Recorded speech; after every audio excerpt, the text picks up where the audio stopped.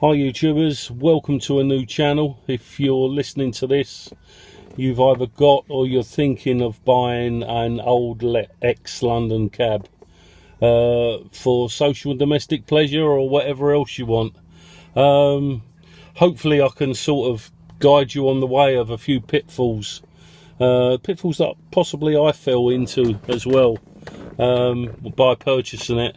In the next couple of videos I will show you around the cab and show you exactly what I've done and where we've got to with this. Let me just tell you a little bit about background. I drove for London Transport when I was 21 years of age. In fact, I was one of the youngest bus drivers ever, and I drove route masters and RTs around central London out of Victoria Garage, Gulf Mike Garage. And I'd done that for about sort of 10 to 12 years. Loved the job, absolutely loved it, pushing those buses around. It was really enjoyable. And of course, the vehicles that we always shared the road with, especially all around central London, Oxford Street, Mayfair, Park Lane, Great Portland Street, Edgware Road, you name it, all over London, was the Black London cab.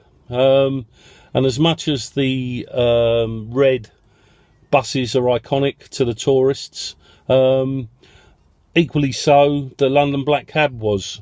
And I always had a liking and a loving for them. Right back sort of, well, I don't remember really well back, but I'm talking about I'm sort of talking about the fairways, the fairways, and then obviously that went into the from there into the TXs. Look it up, I don't need to go into the history, Wiki will have it all there. And we used to share the roads with these cabs, and we found that you would find that where you had to punt your way around London and they had to punt their way around London, you always sort of had respect for both. The buses always had respect for the cabs, because we were permanently on the road, and we'd always give that little bit of gap and space for us to sort of get in and it helped us when we were going around London. And I always loved the London cabs. I always used to look at them, and they always used to be punting along, and I sort of had a real interest in them. And I've always thought about owning a London cab, but looked a few times, but never sort of really went into it in a big way. I sort of thought, well, it's a big jump really, because I had family and children growing up at the time. And although it would have been ideal for them then, I just didn't. I had a nice little reliable car, and I thought, well, there's no point in sort of changing it for the unknown factor, because I'd read a lot about it, and obviously read a lot online as well about the pitfalls and what you can find when you eventually purchase one of these cabs. And then one day it came back into my head again. It's time to sort of look around for a London cab. The children had all flown the nest. Most guys, when they have a midlife crisis, they go out and buy a fast sports car, and a nice fast woman. I went out and bought an FX2 ex-London taxi, got rid of a very, very reliable Nissan, which literally gave me absolutely no problems whatsoever. The bulletproof Nissan engine that was in there, and I waved goodbye to it, and I dipped my toe in the water. Well, actually, I had done more than dip my toe in the water. I actually plunged in deeply, and went out, looked around, and eventually found one over in Essex, which had been used, obviously predominantly for London, for all of its life. The cab I'm now sitting in now, which is a London Taxi International TX2. It's on a 2003 plate, and it's done 281,000 miles. Most of its life pushed around London, hard worked around London. I'm fortunate that this cab has only had 2 owners. Now that is a little bit difficult, because the owners can be a big firm that obviously rent out to their drivers, and as you know, drivers rented don't really give a toss about the vehicle, and if it breaks down they know they'll get another one, so they just really don't care about it. But the only good thing about them are that they are, by all intents and purposes, regularly serviced, because they have to go for the PCO, the Hackney carriage test, and they're tested twice a year. So that was the only positive. And so I jumped in. I looked all over this cab. The guy that I bought it from, it was his personal taxi that he'd had for a while, and he'd used it basically for ferrying his family and his friends and his mum and dad who came over from Australia, and he sort of took them all around London in it. And I purchased it. I went in there and purchased this cab. Very difficult when you actually look on the roadside. Well, it was actually in his driveway. When we purchased, it was just a matter of really just getting the basics out of the way. I mean, I'll let you into a few of the basics to look out for, obviously in later videos looking around the cab, but on this I'll just tell you what to look out for as you're just looking with your eye, and in the drive as well. The first thing really is rust. The early cabs were rot boxes. Perhaps it was the build quality, I don't know, but there were certain parts on these cabs that did rust, and they couldn't hide it either. You could actually see it. You could see exactly where the rust was and where it was coming from. Under the fronts, on the wing sections there, fortunately the wing sections are all bolt off on there. You've got door sections as well underneath the doors that used to rot out on all sides. At the rear of the cab there, by the back doors there, just by the rear wheel arches there, that's a classic there, where the mud and the crap and everything gets covered in there, and it just rots out that back section. Inner and outer seals as well. The seals on the cabs, again, are a thing to look out for. General sort of condition of the cab as well. You know, when I picked this up, I looked underneath it, and it was as you know, I didn't actually jack the vehicle up, but I got underneath it, and I'm a big guy, as well as I could. Got underneath the cab, slid myself under as much as I could. Very, very little rust on there. There had been no plates or major welding done on it. It was clean. There was no undersill freshly painted up to show a multitude of sins. I had about 5 months MOT left on her. My main thing was the drivetrain unit. I just wanted to make sure that was okay, because the original drivetrain unit that used to be on the TX1 cab, the very first model, was the beautiful 2.7 Nissan engine in there. And so London Taxi International released and said that the reason they brought out the TX2 was for a few refinements, i.e. disabled access was a lot better, and I can show you that on other videos. The disabled access, how it facilitates the need and the ease of a disabled person getting in the vehicle. But also they said that drivers were complaining that the lump, the drive unit, the engine wasn't powerful enough for London use.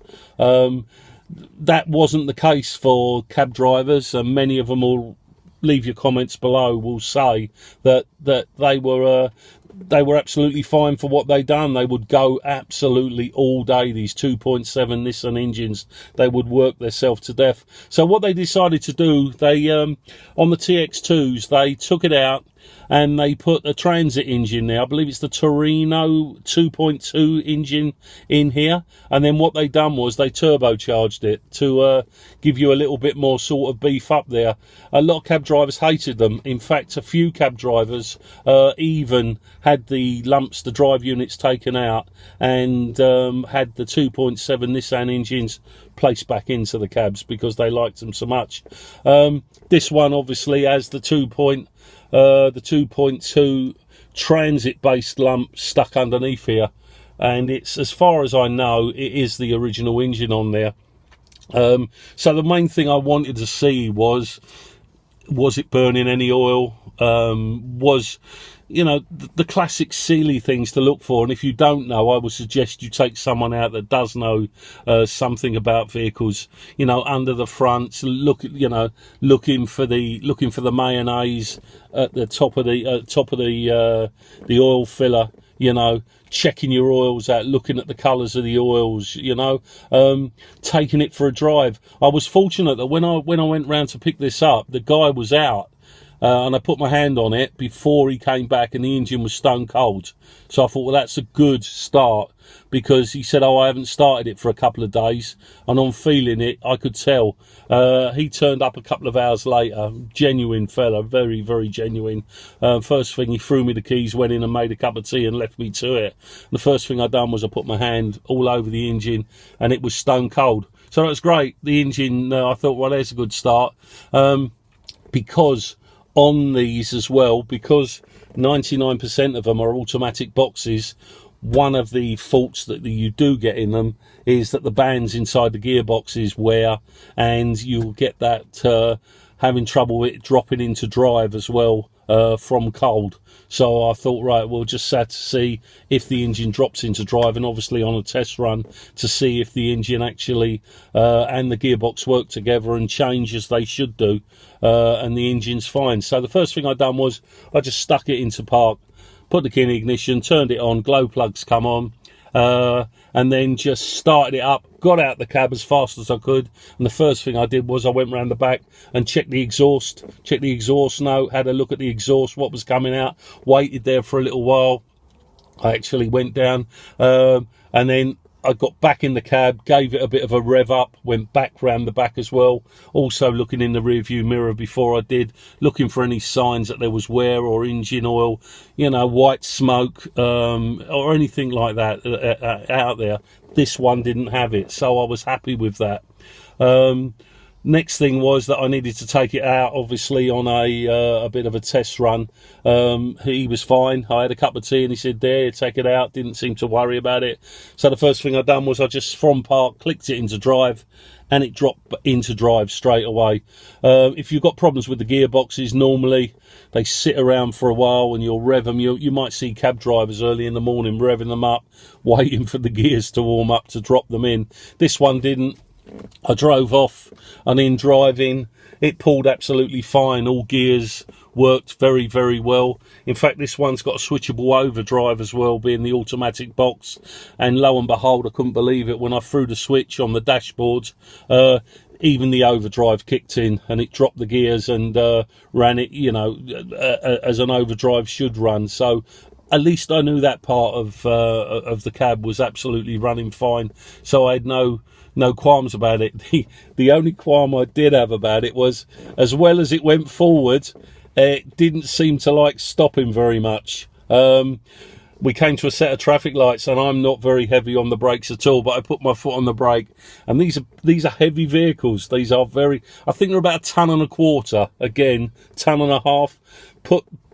Put the comments down there of the exact weight, but they're a heavy old beast for what they are. They're a chassis based motor, rear wheel drive, you know, they are heavy motors. It just didn't want to stop, and I put my foot on the brake, and I thought, well, this one needs to come with an anchor, because there might be a time when I'm going to need to throw the anchor out. Anyway, so we went in there, we done the deal on there, and I came away the owner of a London Taxi International TX2. Drove her home from Essex all the way down to Sussex, very, very slowly, 45 to 50 mile an hour, purely for the fact that I didn't want to do any damage if there was anything that needed changing. And she got home, and she got home absolutely fine. It was shortly after that I thought, right, now's the time to actually have a look into her and see what's needed. And the first thing that obviously I looked at was the service on her.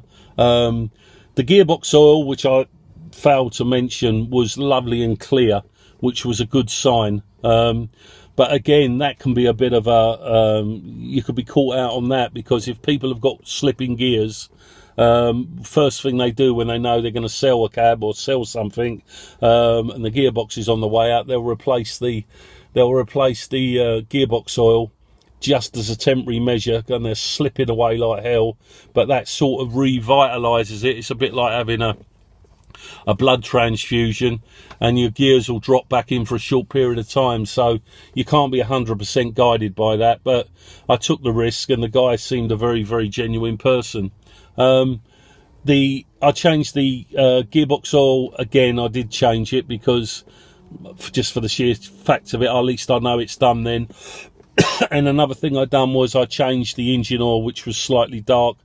Big unit on these, just over 7 litres, I think it is, 7 litres, and it's got an unboltable fuel filter with a cardboard cartridge that you just basically sit in the bowl and then bolt it up. You can access it all from underneath the vehicle. I screwed it was all screwed back up, and filled that up with 7 litres. Instantly it run better, and a lot of people say, is that in your mind? But no, it wasn't in your mind. It just instantly run better. The next thing that needed to be done was something to do with the brakes. I didn't really fancy taking my life in my hands because of the brakes. On taking the front wheels off, it was evident on these vehicles as well. It shows you how old-fashioned they are. Discs on the front, drums still on the rear of the cab, front wheels off, and then it was purely evident that the discs were basically shagged, and so were the brakes. What was really strange was the calipers are fixed caliper on these, and what happens is the pistons obviously push in from both sides. It's not a moving caliper. And as they push in, obviously they will push up against your discs and obviously help, or hopefully slow you down. The outer disc, the outer portion of the disc, i.e. what I was looking at, was absolutely shot to pieces on both sides. What I was looking at, especially on the near side, the piston had actually seized on one side inside the caliper, which meant that one side of it was just literally just doing nothing. One side was doing nothing, and the other side, the rear side, was trying to do all the work, and it completely blew them out. So what I done was, I mean, they're cheap, £50. You can get sort of aftermarket for 35 to 40 quid. I got a good set of discs and pads, and proceeded to sort of change those. But that's where the first problem come. The near side caliper. The near side caliper, where the piston had seized inside the caliper. And when I mean seized, I mean no amount of moving was going to move that baby.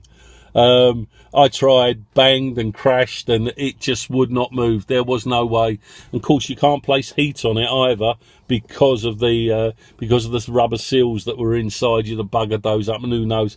So that meant a new caliper as well, and that was the smarting part, because that was quite expensive for one of those. I believe the caliper was about 130 quid for the caliper. That needed doing, but it needed doing. The other side managed to free. It just needed lubrication and freeing off, and so that was done absolutely fine. Nothing wrong then at all. So we got the fronts done. The rears took some clouting and banging to get the hubs off, and we got the rear hubs off, and lo and behold, we found that lucky enough, the hubs are okay, but the rear brake linings, the shoes, were basically shagged. They were shot to pieces, so they need replacing as well. So shoes now being replaced, and while we were there, we thought, well, that's been done. The next thing is, let's have a look at this fuel filter. And the fuel filter was the Ford fuel filter that should be on the Torino. It's hard to tell when it was last changed, but I reckon probably 3 or 4 years ago, because when the filter was unscrewed and we emptied out the residue, the rust and the water that came out the bottom of that fuel filter, I've never seen anything like it. It was like draining an old radiator, an old flipping radiator. It just threw out. Anyway, so that had to be replaced as well. That was thrown in there. Everything was done, back out on the road again. And so mechanically, drivetrain wise, gearbox wise, it's absolutely fine. Steering. Let's get on to the steering next. I did notice when I was driving it home that there was a little... When I say play in the steering, it's one of two things. There's actually a linkage arm that goes to the steering box, and also you've got wheel bearings, your wheel bearings either side. The wheel bearings are an easy fix on these, because basically all you need to do is obviously wheels off, pull out the split pins, crank down the wheel bearings, God's sake, just tight enough that the wheel still spins, and that'll take up the play if you find that the play's going over your 1/4 inch. But on my case, it wasn't the wheel bearings, it was the actual it was the part off of the steering box there, the bush, and I was getting a little bit too much play on that. It was fine, you know, you just learnt to run with it. But if you're used to buying a sort of modern car, so that's the next thing that was replaced. Yeah, it runs into a few bob, you know, it's you sort of pick it up, but it's an old cab. That's what you got to think of. They will require maintenance. So if this hasn't turned you off up to where we are now, what I'll do in my next video is I will go into the next part of it about the practicalities and the positives of owning a old ex-London taxi, and I'll show you around the vehicle as well on the next video.